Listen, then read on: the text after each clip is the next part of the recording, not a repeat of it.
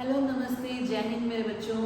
मेरा नाम है जसप्रीत कौर और मैं आपके साथ एनडीए के लिए जुड़ी हूँ और मैं आपको एनडीए जीएस की साइंस में बायोलॉजी पोर्शन डिस्कस करवाऊंगी। बायोलॉजी जैसे आपको पता है कि 44 मार्क्स की केवल बायोलॉजी ही आपके पास आएगी। तो हम शुरू करते हैं। छोटा सा सिलेबस है, केवल और सिर्फ 9th और 10th लेवल का लेवल आपको आएगा बायोलॉजी सिलेबस में और इट्स वेरी इजी। आपको सिर्फ वीडियो देखते ही आपको याद हो जाएगा और हम फिर पीवाई की क्वेश्चन करेंगे and the biology syllabus is done.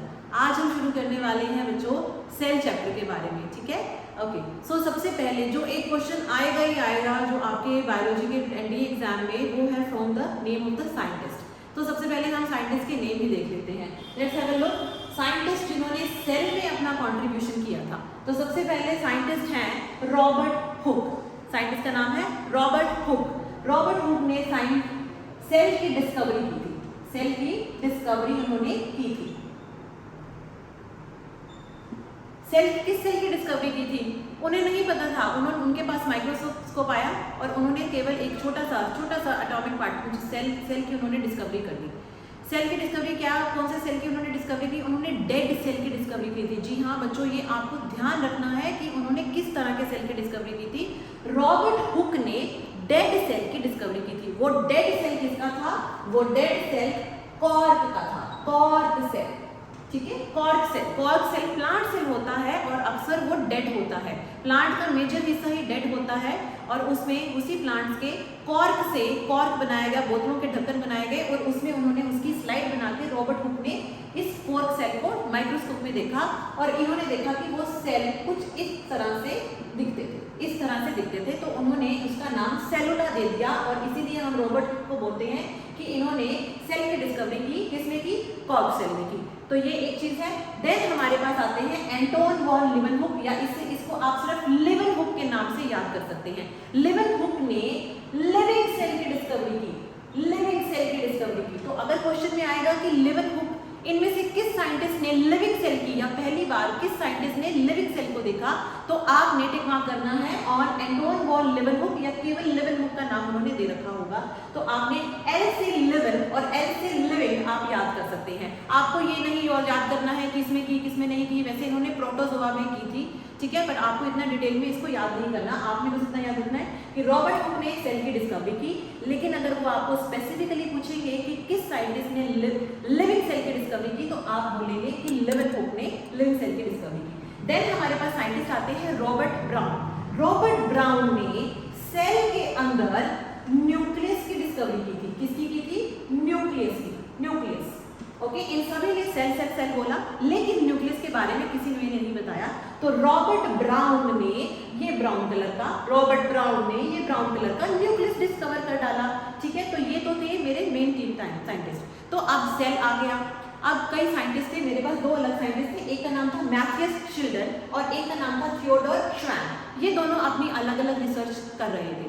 तो शिल्डन जो थे वो अपनी रिसर्च प्लांट्स पे कर रहे थे और जो श्वैन थे वो अपनी रिसर्च एनिमल्स पे कर रहे थे, ठीक है। तो शिल्डन और श्वैन अपनी अलग अलग कंट्रीज में रिसर्च कर रहे थे। इन्होंने कुछ और पोस्टुलेट्स दिए सेल के बारे में, इन्होंने कुछ और बातें बोली सेल के बारे में, ठीक है। तो जो भी साइंटिस्ट प्लांट के ऊपर रिसर्च करता है हम उसे बोलते हैं, वो होते हैं बॉटनिस्ट। और जो एनिमल्स के ऊपर रिसर्च करते हैं हम उन्हें बोलते हैं ज़ूलॉजिस्ट,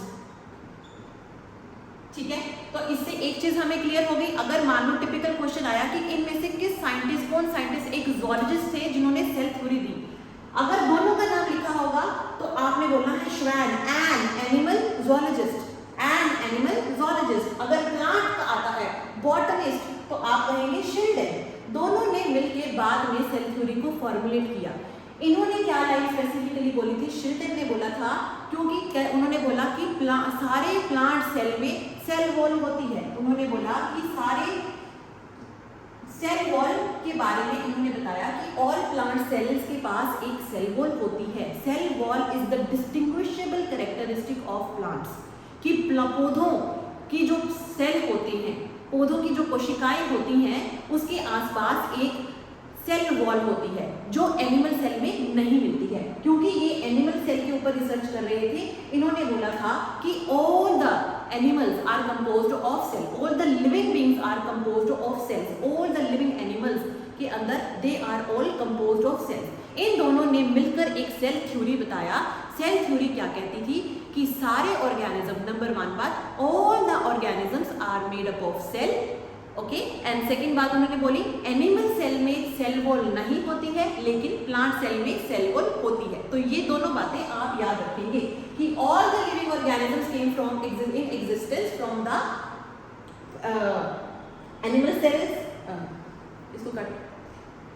इन्होंने ये बात बोली कि सारे के सारे सेल्स जो होते हैं उनमें,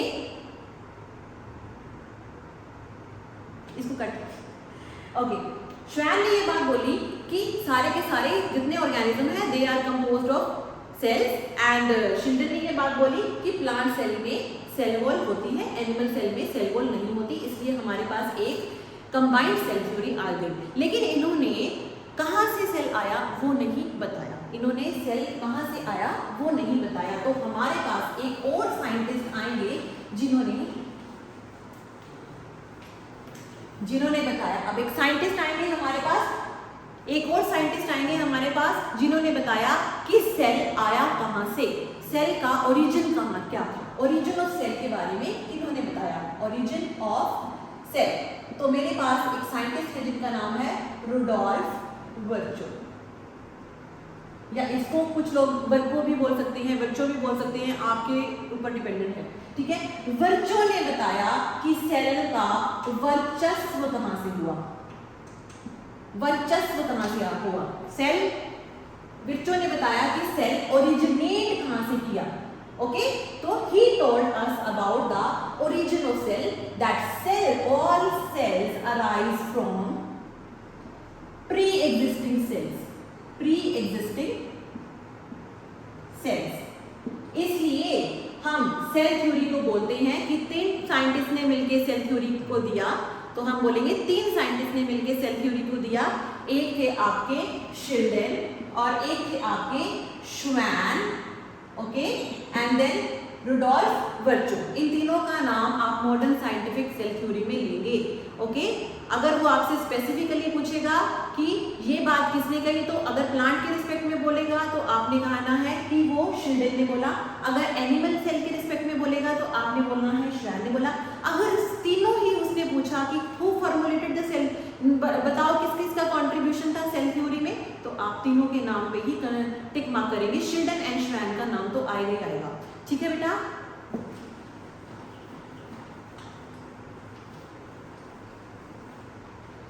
अब हम चैप्टर को आगे बढ़ाते हैं और मैं आपको अलग अलग तरह के सेल्स के बारे में बताऊंगी. ठीक है, तो हमारे पास होता है, एक होता है prokaryotic cell, prokaryotic cell. Okay, और एक होता है हमारे पास यूकैरियोटिक सेल. ओके बेटा, प्रोकैरियोटिक सेल में जितना आपका बैक्टीरिया सेल होता है, bacteria, okay, mycoplasma, PPLO, tuberculosis,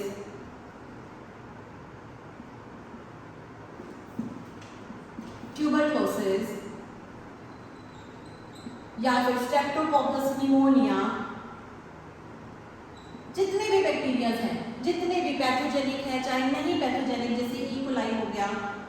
ठीक है, ओके, जितने भी आपके बैक्टीरिया हैं वो सारे के सारे प्रोकैरियोटिक के अंदर आते हैं. और जितने भी हायर ऑर्गेनिजम्स हैं वो सारे के सारे यूकैरियोटिक में आते हैं. जैसे यहाँ पे इस लेवल पे हम सिर्फ अभी बात करेंगे प्लांट्स और एनिमल्स की. ओके, उनके सेल की बात कर रहे हैं बेसिकली हम. ठीक है, तो प्रोकैरियोटिक और यूकैरियोटिक में बहुत बड़ा एक अंतर होता है. जैसा कि आप जानते हैं कि प्रोकैरियोटिक सेल जो होते हैं, इनका अगर मैं बेसिक स्ट्रक्चर बोलूँ तो ये सेल हो गया, प्लाज्मा मेम्ब्रेन हो गई, बाहर सेल वॉल हो गई. ठीक है, और अंदर इनका ऐसे करके इनका जेनेटिक मटेरियल पड़ा होता है. इनमें कोई भी ऑर्गेनली नहीं होती है, कोई भी ऑर्गेनली नहीं होती है, ना इनके अंदर कोई भी कंपार्टमेंट होता है. कंपार्टमेंट माने तो ऑर्गेनलीज या न्यूक्लियस. तो सीधा सिंपल सा सेल होता है ये. लेकिन यूकैरियोटिक सेल थोड़े से कम्प्लेक्स होते हैं. ठीक है, तो अगर आपको आइडेंटिफाई करने के बोलेगा कि कौन सा इनमें से प्रोकैरियोटिक सेल है, तो आपको याद होना, पता होना चाहिए कि जितना बैक्टीरिया है वो सारा का सारा प्रोकैरियोटिक सेल है, और जो उससे एसोसिएटेड चीजें हैं, प्रोकैरियोटिक सेल से एसोसिएटेड चीजें हैं, वो प्रोकैरियोटिक में पाई जाएंगी। यूकैरियोटिक की जो एसोसिएटेड चीजें हैं वो प्रोकैरियोटिक सेल में नहीं पाई जाएंगी। तो ये थोड़ा सा ट्विस्टेड क्वेश्चन आता है इसके ऊपर, ठीक है। तो इसके बारे में हम अभी थोड़ा सा चर्चा करते हैं। ओके ना, कुछ चीजें जो प्रोकैरियोटिक सेल में होती है और यूकैरियोटिक सेल में नहीं होती, हम इसको डायग्रामेटिकली समझते हैं, ठीक है। सबसे पहले ये आ गई मेरी प्लाज्मा मेम्ब्रेन, इसको हम लिखेंगे प्लाज्मा मेम्ब्रेन। देन इसके बाहर सेल वॉल भी होती है, ये बन गई मेरी सेल वॉल। ओके, देन हमारे पास इसका आता है जेनेटिक मटेरियल, इसका आएगा जेनेटिक मटेरियल, इसको हम इसका डीएनए या फिर किसी का जेनेटिक मटेरियल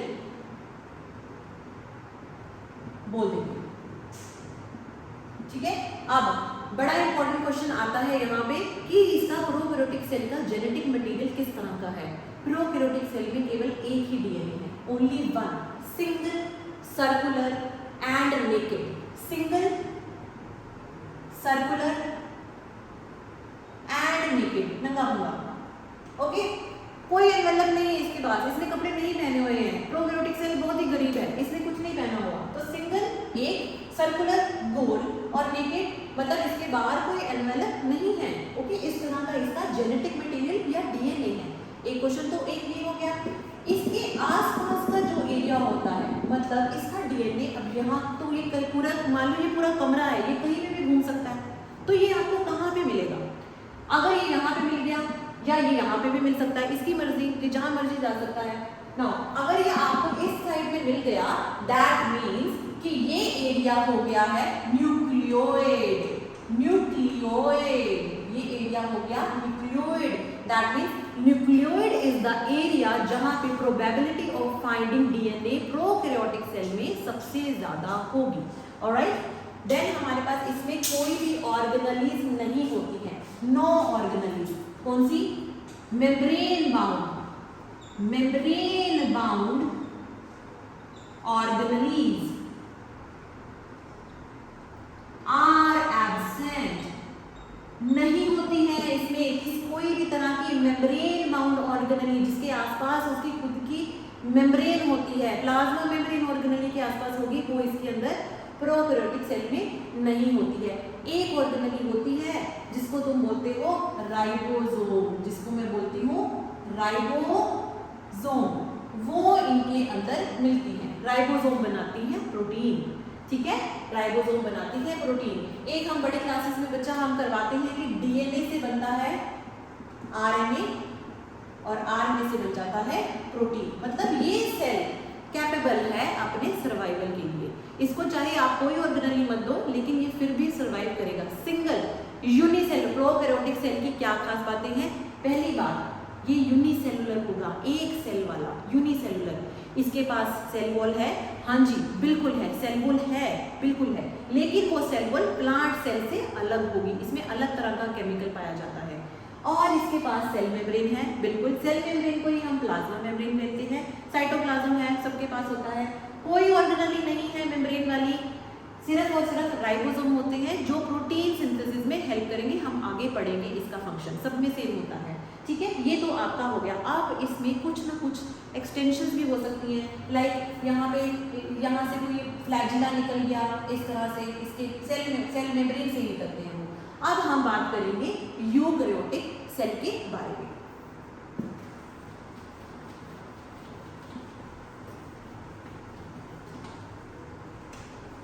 यू का मतलब होता है यूकैरियोटिक सेल, ठीक है बेटा। यू का मतलब होता है न्यू और कैरियोटिक का मतलब होता है न्यूक्लियस। जहां पे भी वर्ड कैरियोन आ गया ना, कैरियोन, कैरियोन का मतलब होता है न्यूक्लियस, ठीक है, मतलब न्यूक्लियस वाला सेल। हमने वहां नहीं देखा, न्यूक्लियस नहीं था वहां, डीएनए नेकेड था, उसके आसपास के एरिया को न्यूक्लियोइड बोला।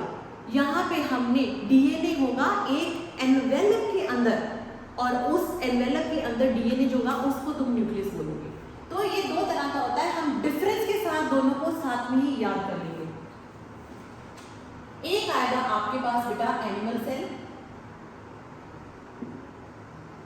और एक आएगा आपके पास plant cell. Okay, animal cell और साथ में हम इनकी खास बातें करेंगे। और ये आ गया मेरे पास प्लांट सेल।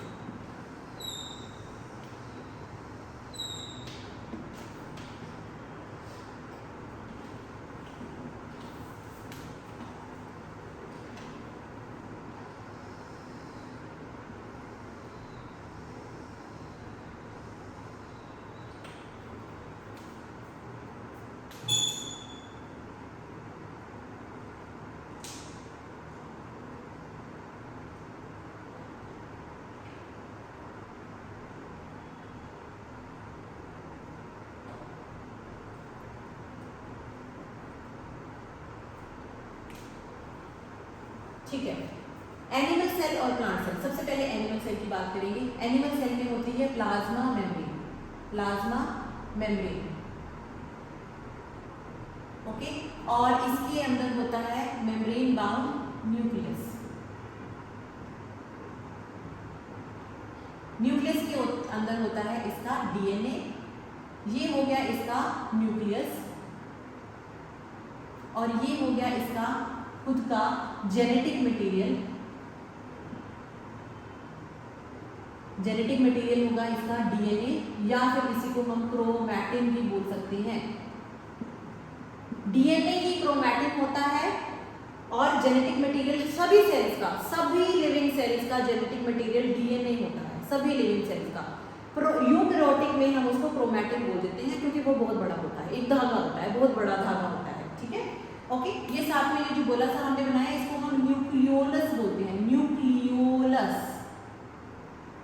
अब न्यूक्लियस के साथ ही अटैच होती है ऑर्गेनेलीज, कुछ ऑर्गेनेलीज अटैच होती है।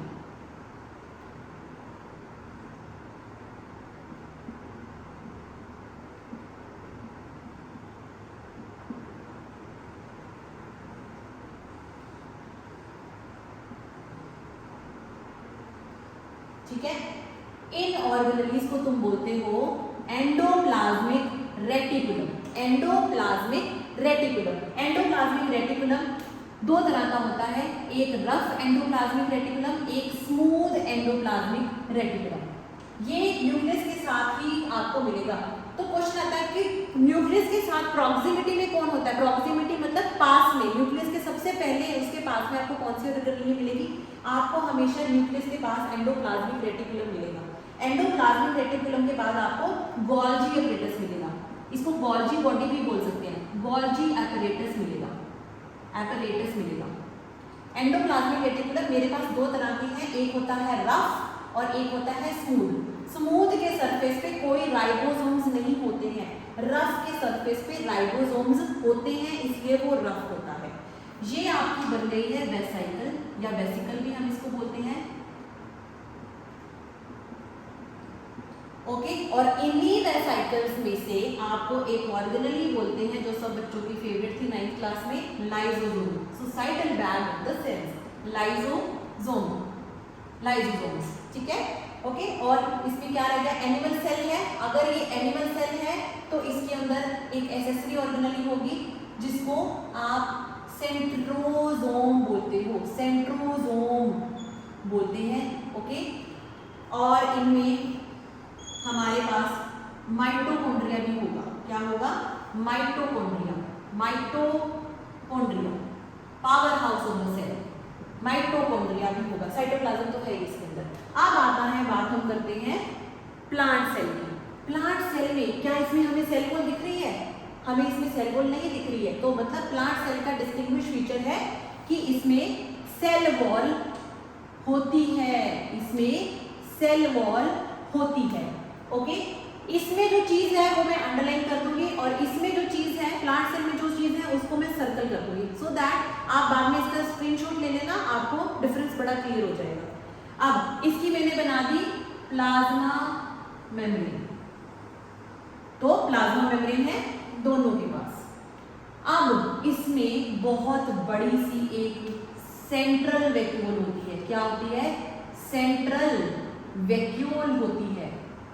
इसमें कोई सेंट्रल वैक्यूल की नहीं थी। तो point number 2 for the difference is the presence of central vacuole in the plant cell. Animal cell में कोई सेंट्रल वैक्यूल नहीं होती, हालांकि वैक्यूल्स होती हैं, छोटी होती हैं, लेकिन central vacuole is only present in plant cell. ठीक है, वही सेम न्यूक्लियस होगा, न्यूक्लियस में क्रोमैटिन होगा, न्यूक्लियोलस होगा, क्रोमैटिन के साथ जुड़ा हुआ एंडोप्लाज्मिक रेटिकुलम होगा, रफ भी होगा, स्मूथ भी होगा। ठीक है, रफ भी होगा, स्मूथ भी होगा, गोल्जी अपरेटस भी होंगे, गोल्जी अपरेटस भी होंगे, एक नहीं बहुत सारे होंगे। गोल्जी अपरेटस भी हमने डाल दिए, बहुत इससे ज्यादा होते हैं गोल्जी अपरेटस इसके पास। देन मेरे पास इसमें और क्या, इसमें माइटोकॉन्ड्रिया भी होगा। ये लो जी, माइटोकॉन्ड्रिया भी है मेरे पास, माइटोकॉन्ड्रिया भी है। एक एक्स्ट्रा ऑर्गेनेली जिसके कारण प्लांट सेल जाना जाता है, जो इसका सारा काम करती है, वो ऑर्गेनेली है हमारे पास chloroplast. Chloroplast very very very important, chloroplast. इसको हम प्लास्टिड्स भी बोलते हैं, इसको हम प्लास्टिड्स भी बोलते हैं। Okay, so main difference, cell wall है, सेल वॉल नहीं है, सेंट्रल वैक्यूल है, सेंट्रल वैक्यूल नहीं है, न्यूक्लियस है, क्रोमैटिन है, न्यूक्लियोलस है, एंडोप्लाज्मिक रेटिकुलम है, रफ भी है, स्मूथ भी है, गोल्जी अपरेटस है, माइटोकॉन्ड्रिया भी है, इसके पास भी है। इसमें क्लोरोप्लास्ट है, इसमें क्लोरोप्लास्ट नहीं है। अब यहाँ देखो, सेंट्रोसोम, इसको हम सेंट्रियोल भी बोलती हैं, सेंट्रियोल या फिर सेंट्रोसोम, जो सेल डिवीजन में हेल्प करता है, वो सिर्फ और सिर्फ एनिमल सेल में मिलती है। प्लांट सेल में सेंट्रियोल्स या सेंट्रोसोम नहीं होती हैं। आई रिपीट, प्लांट सेल में सेंट्रियोल्स या सेंट्रोसोम नहीं रिपीट होती है। तो इनकी सेल डिवीजन कैसे होती है? इनकी सेल डिवीजन गोल्जी अपरेटस करवाता है। ठीक है, ये आपको एक्स्ट्रा बता रही हूँ, गोल्जी अपरेटस इनकी सेल डिवीजन करवाता है। ठीक है, क्योंकि इनके अंदर सेल सेंट्रोसोम या सेल वॉल नहीं होती है, सेंट्रोसोम या सेंट्रियोल्स नहीं होती है। ऑलराइट मेरे बच्चों, ये बेसिक डिफरेंस हैं, आपको डायग्रामेटिकली करवाए गए हैं, इन पे भी एक क्वेश्चन जरूर आता है। ठीक है,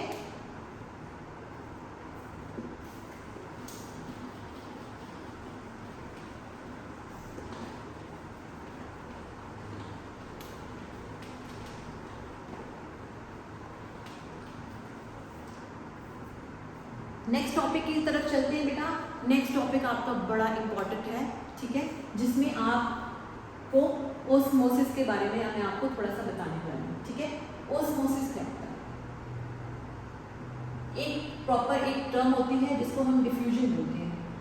आप केमिस्ट्री में पढ़ते थे डिफ्यूजन। डिफ्यूजन बेटे हमेशा मूवमेंट ऑफ गैसेस होगी। गैसेस के लिए तुम हमेशा डिफ्यूजन यूज करोगे, और जब भी लिक्विड की मूवमेंट होगी, जब भी लिक्विड की मूवमेंट होगी, आप लोग उसके लिए ओस्मोसिस शब्द यूज करेंगे। ओस्मोसिस, आपने डेफिनेशन का ध्यान रखना है, बहुत ही ज्यादा कीवर्ड्स के ऊपर आपने फोकस करना है।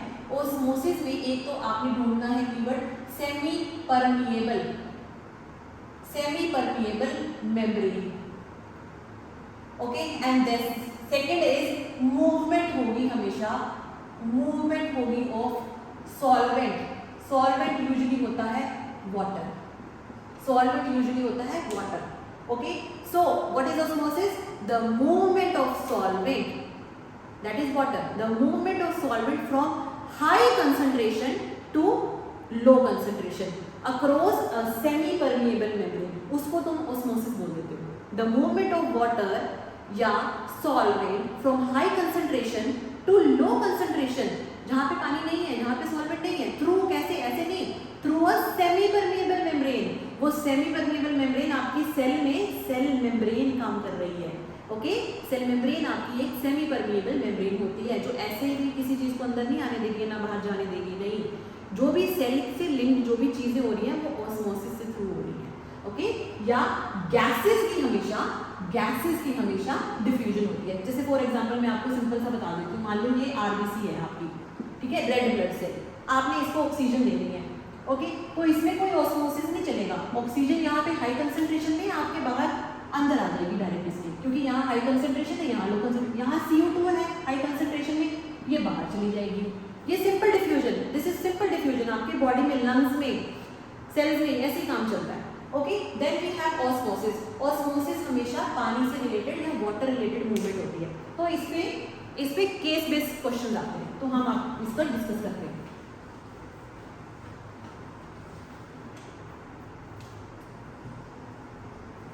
तो उसको पहले और क्वेश्चन डिस्कस करने से पहले एक छोटा सा टॉपिक, हम बड़ा आसान सा टॉपिक है वो हम डिस्कस करते हैं, दैट इज कि टाइप ऑफ सॉल्यूशन। ठीक है, एक होता है मेरे पास हाइपरटोनिक सॉल्यूशन, हाइपरटोनिक, एक आएगा मेरा हाइपोटोनिक, हाइपोटोनिक, और एक आएगा मेरे पास आइसोटोनिक। हाइपर का मतलब होता है बहुत ज्यादा, बहुत ज्यादा। ओके, हाइपो का मतलब होता है कम, और आइसो मतलब same same, same same. Okay, hyper बहुत ज्यादा क्या, बहुत ज्यादा कंसंट्रेशन ऑफ सोल्यूट, बहुत कम क्या, कंसंट्रेशन ऑफ सोल्यूट। ठीक है, तो इसमें सोल्यूट की concentration, the concentration of solute बहुत ज्यादा होती है एज कंपेयर टू सॉल्वेंट। मतलब जैसे मान लो नमक है या चीनी है, ओके, ये बहुत ज्यादा है एज कंपेयर टू पानी। ओके, मान लो तुम्हारी मम्मी ने नींबू पानी बनाया, नींबू पानी में मम्मी तुमने बोला मम्मा मेरे को एक चम्मच चीनी डालना, थोड़ा सा नमक डालना और अच्छा सा नींबू पानी बना देना। मम्मी ने क्या किया, नहीं सुनी आपकी बात, आपको लिए 2-3 चम्मच चीनी डाल दिए और 1 भर के चम्मच नमक डाल दिया, तो वो टेस्टी नहीं लगेगा। दैट सोल्यूशन जो बन जाता है that is a hypertonic solution. Okay, ठीक है। और एक नींबू पानी मम्मी ने कैसा बनाया, अच्छा तुझे ये पसंद नहीं आया, चल मैं दूसरा नींबू पानी बना के लाती हूँ। अब मम्मी ने क्या किया, अब मम्मी ने आधा चम्मच डाल दिया और बिल्कुल चुटकी सा नमक डाल दिया, मतलब सोल्यूट और सॉल्वेंट बहुत ज़्यादा डाल दिया, तो that is a hypotonic solution, जिसमें concentration of solute in comparison to solvent बहुत कम है। ठीक है, तो ये हाइपोटोनिक सोल्यूशन बन गया और ये हाइपरटोनिक। आइसोटोनिक मतलब दोनों की कंसंट्रेशन सेम होती है, जहाँ पे कुछ भी आदान प्रदान नहीं होगा, मतलब वो दैट इज अ परफेक्ट, ठीक है, सोल्यूशन। ठीक है ना। अब क्या होगा, मान लो आपने एक बीकर है जिसके अंदर आपने जो सोल्यूशन डाला है दैट इज हाइपरटोनिक, आपने सोल्यूशन डाला है दैट इज हाइपरटोनिक।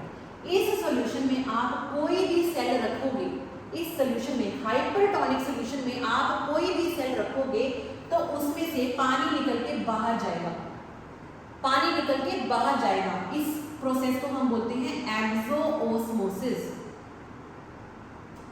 एक्सोओस्मोसिस। इसमें क्योंकि पानी की कंसंट्रेशन थी ज्यादा, सॉल्वेंट की कंसंट्रेशन बाहर है कम, सॉल्वेंट कंसंट्रेशन बाद में है, बाहर है कम है। क्यों, क्योंकि ये हाइपरटोनिक सॉल्यूशन है, सॉल्वेंट कम है भाई, तो पानी हाई कंसंट्रेशन से लो कंसंट्रेशन की तरफ जाएगा। ठीक है, एक्सोओस्मोसिस हो जाएगी। थोड़े टाइम बाद जब तुम देखोगे ये जो सेल है ये सेल श्रिंक हो जाएगा, ये सेल श्रिंक हो जाएगा। ओके, अब इसमें क्या होगा, अगर तुमने एक बीकर में हाइपोटोनिक सॉल्यूशन ले लिया, हाइपोटोनिक मतलब सॉल्यूशन में पानी बहुत ज्यादा है, सोल्यूट कम है। ओके, सॉल्वेंट की कंसंट्रेशन ज्यादा है, सोल्यूट की कंसंट्रेशन कम है। अब मैंने इसमें सेल रख दिया अपना, इसमें ज्यादा पानी इधर है, ये अंदर की तरफ जाएगा, इसको हम बोलते हैं एंडोओस्मोसिस, एंडोओस्मोसिस, अंदर आना। एंडो को तुम याद कर सकते हो कि cell will absorb water, cell will absorb water. Endoosmosis, बाहर सॉल्यूशन कंसंट्रेशन ज्यादा है, अंदर को जाएगा, सेल को मोटा ज्यादा फूल जाएगा। Okay, it will swell up, it will swell up, ये फूल जाएगा सेल, एंड देन जब इसके अंदर पानी आता जाएगा then ultimately it will burst, ये फट जाएगा अगर ये नहीं हटा ये प्रोसेस। ये सारा कैसे जा रहा है, मूवमेंट ऑफ सॉल्वेंट हो रही है, सोल्यूट तो कहीं नहीं गया, this is osmosis, this is osmosis. यहाँ पे ये सेल श्रिंक हो गया, तो यही तुम्हारे पास 100% क्वेश्चन आता है, 100% आता है ये क्वेश्चन कि फलाना ढमकाना सेल ले लिया तुमने आरबीसी ले लिया, तुमने अंडे का सेल ले लिया, तुमने उसकी पील ले ली, तुमने स्किन की पील ले ली, तुमने रेटिना का सेल ले लिया, तुमने फ्रॉग का सेल ले लिया, किसी का भी एनिमल सेल की बात कर रही हूँ यहाँ पे, कोई भी सेल अगर वो बोलेगा, किसी भी तरह का अगर वो सेल आपको बोलेगा, वो बोलेगा आपने उसको एक हाइपरटोनिक सॉल्यूशन में रखा, ओके, जिसमें सोल्यूट कंसंट्रेशन ज़्यादा है, सॉल्वेंट कम है, तो पानी सॉल्वेंट की मूवमेंट होगी अंदर से बाहर, सेल श्रिंक हो जाएगा, ओके ओके। देन अगर आपने उसको हाइपोटोनिक सॉल्यूशन में रखा जिसमें पानी ज़्यादा है, सोल्यूट कम है, तो इसमें पानी भरेगा, water will move from high concentration to low concentration. तो फर्स्टली सेल स्वेल अप हो जाएगा, देन इट विल बस्ट, ठीक है। जैसे हम रेजिन के साथ आप घर पे एक्सपेरिमेंट कर सकते हो, बादाम भिगोते हो, रेजिन भिगोते हो, आप उसको नॉर्मल पानी में भिगो देते हो, वो अगले दिन आप उठ के देखो that will swell up, okay. वो बस्ट नहीं होती है, क्यों? क्योंकि वो प्लांट सेल है। अभी बताती हूँ प्लांट सेल के में क्या होता है।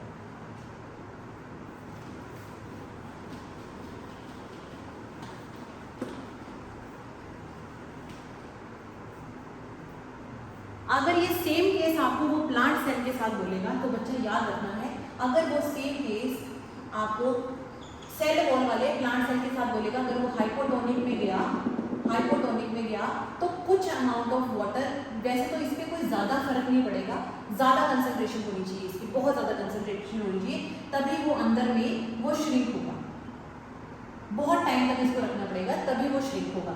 हालांकि हाइपोटोनिक सोल्यूशन में क्या होता है, अगर तो आपने किसी प्लांट सेल को एक हाइपोटोनिक सोल्यूशन में रखा तो सेल वॉल की वजह से अंदर जो सेल है वो स्वेलअप तो होगा, उससे वो टर्गिड हो जाएगा, मोटा हो जाएगा, फूल जाएगा, but it will not burst. Animal cell on the other case burst हो गया। मान लो आपको क्वेश्चन दे दिया आरबीसी के साथ क्या होगा, आरबीसी बस्ट हो जाएगी, फूट जाएगी, फट जाएगी। लेकिन अगर कोई प्लांट सेल है, रेजिन दे दी, अनियन पील दे दी, वो बस्ट नहीं होगा, ठीक है, बस वो स्वेलअप होगा। स्वेलअप तो दोनों करेंगे, लेकिन यहाँ टर्गिड होगी, फूल गई, टर गई, लेकिन ये बस्ट हो जाएगी, ये जस्ट स्वेलअप होगी, ओके, साइज इंक्रीज कर जाएगा, ओके। क्यों ऐसा हुआ? इसमें वैक्यूल थी भाई, इसमें वैक्यूल थी, एनिमल सेल में वैक्यूल नहीं थी, वैक्यूल सारा पानी ले लेगी, ओके। यहाँ पे श्रिंक हो गए सेल, ओके। इस प्रोसेस को हम बोलते हैं प्लाज्मोलिसिस। प्लाज्मा मेम्ब्रेन का खराब होने की प्रोसेस को हम प्लाज्मोलिसिस बोल देते हैं, ठीक है, दैट्स इट, खत्म।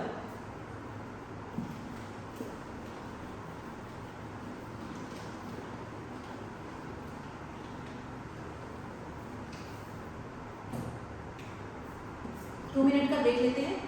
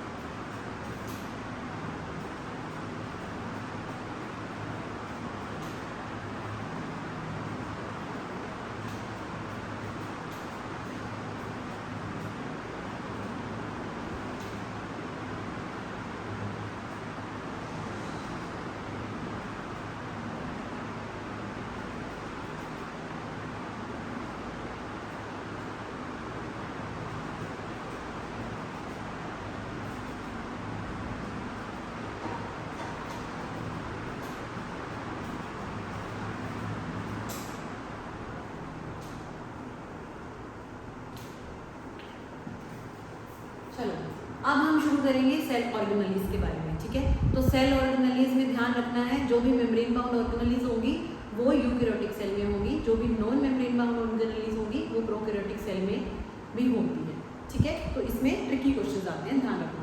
नो, सबसे पहली ऑर्गेनेली की अगर हम बात करेंगे, सबसे पहले राइबोसोम्स को उठा लेते हैं। राइबोसोम्स में प्रोटीन बनता है, तो इसी को हम प्रोटीन फैक्ट्री ऑफ सेल बोलते हैं, प्रोटीन फैक्ट्री। ठीक है। सेल की प्रोटीन फैक्ट्री कौन है? राइबोसोम। ठीक है, राइबोसोम किससे बना होता है? दोनों में, यूकैरियोटिक में भी है और प्रोकैरियोटिक में भी है। ठीक है, एक्स्ट्रा नॉलेज के लिए, यूकैरियोटिक में राइबोसोम 80S होता है और प्रोकैरियोटिक में राइबोसोम 70S होता है। ये नहीं पूछते, ऐसे बता रहा हूँ। ठीक है, यूकैरियोटिक और प्रोकैरियोटिक में प्रोटीन फैक्ट्री, मतलब सेल का जो प्रोटीन बनेगा वो सारा का सारा राइबोसोम की हेल्प से बनता है। ओके, नाउ नेक्स्ट आता है मेरे पास membrane bound organelles. Membrane bound organelles की बात करते हैं। ठीक है, मेम्ब्रेन बाउंड ऑर्गेनेल्स। सबसे पहले मेम्ब्रेन बाउंड ऑर्गेनेली में हम बात करते हैं न्यूक्लियस के साथ वाली ऑर्गेनेली की बात कर लेते हैं।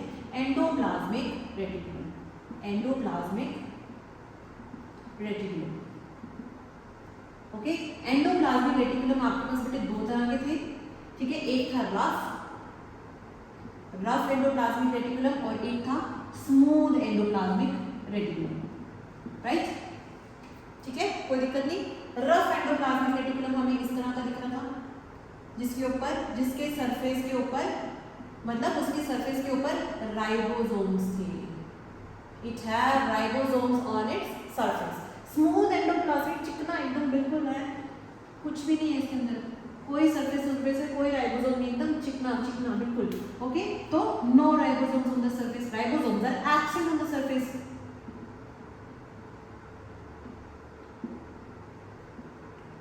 देन अब इसका फंक्शन क्या है? अब राइबोसोम है तो क्या करेगा? रफ एंडोप्लाज्मिक रेटिकुलम क्या बना रहा है? प्रोटीन सिंथेसिस का काम कर रहा है। प्रोटीन सिंथेसिस का काम कर रहा है सेल के लिए। Okay, smooth endoplasmic on the other hand चिकनी चीजें बना रहा है, दैट इज तेलीय सब्सटेंस, ऑयल बना रहा है, लिपिड बना रहा है, ओके, या फैट बना रहा है। ऑयल, लिपिड और फैट की सिंथेसिस करता है सेल के लिए।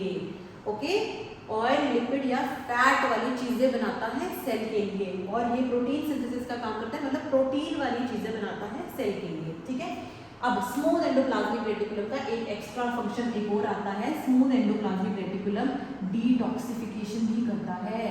डिटॉक्सिफिकेशन भी करता है। एक बड़ी ऐसे एग्जांपल देते हैं इसको याद करने के लिए। देखो, मान लो तुम्हारी बॉडी में दो सेल्स हैं, दो जगह है। एक तुम्हारा लीवर हो गया, ठीक है, ओके, एक लीवर हो गया, और एक मान लो तुम्हारी मसल्स है, मसल्स, ओके, मसल्स है, मसल्स, राइट, ठीक है। लीवर, कई लोग कंप्लेन करते हैं, मान लो तुम्हारे पेरेंट्स या दादा दादी, हमारा फैटी लीवर हो गया, या घर में कोई शराब पीता है, उनका लीवर अक्सर फैटी लीवर हो जाता है। ठीक है, तो वहां पे क्या होता है? एल्कोहल कंज्यूम कर रहे हो बच्चा, एल्कोहल क्या करती है? एक टॉक्सिक ड्रिंक है। ठीक है, तो तुम्हारे इसमें लीवर में SER बढ़ जाएगी। SER का नंबर, उन पेशेंट्स के लीवर में SER का नंबर बहुत ज़्यादा बढ़ जाता है, जिसकी क्यों? डिटॉक्सिफिकेशन का काम करना है उन्हें। वो क्या बना रहे हैं? और डिटॉक्सिफिकेशन तो कर ही रहे हैं, साथ में वो ऑयल या फिर फैट या लिपिड बना रहे हैं, तो उसकी वजह से उनको फैटी लीवर हो जाता है। भाई ये समझाओ अपने घर वालों को। ओके, शराब का सेवन हानिकारक है लीवर के लिए, right.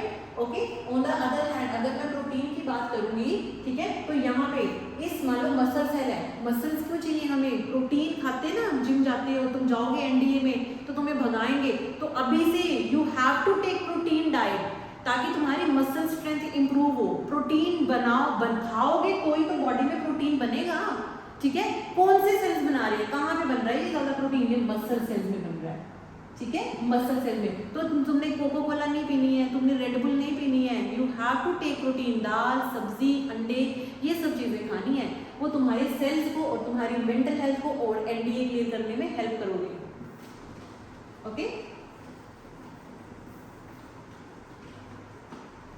Now the second organelle endoplasmic के साथ हमारे पास कौन सी थी?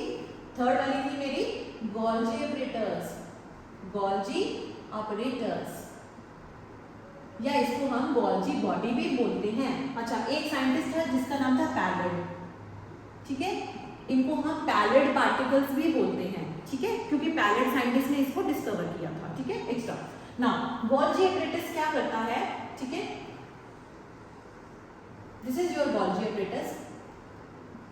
जो भी एंडोप्लाज्मिक रेटिकुलम से जो भी चीज आई, स्मूथ सी आई, रफ सी आई, स्मूथ सी आई, वो इसको दे देता है, ठीक है। और ये उन सारी प्रोटीन की या जो फैट आया है या जो लिपिड आया है, कहाँ से आया है, इसमें से एंडोप्लाज्मिक रेटिकुलम से जो भी चीज आई है उसकी ये मॉडिफिकेशन करता है, मॉडिफिकेशन एंड पैकेजिंग करता है, packaging and modification of protein and lipid, ठीक है।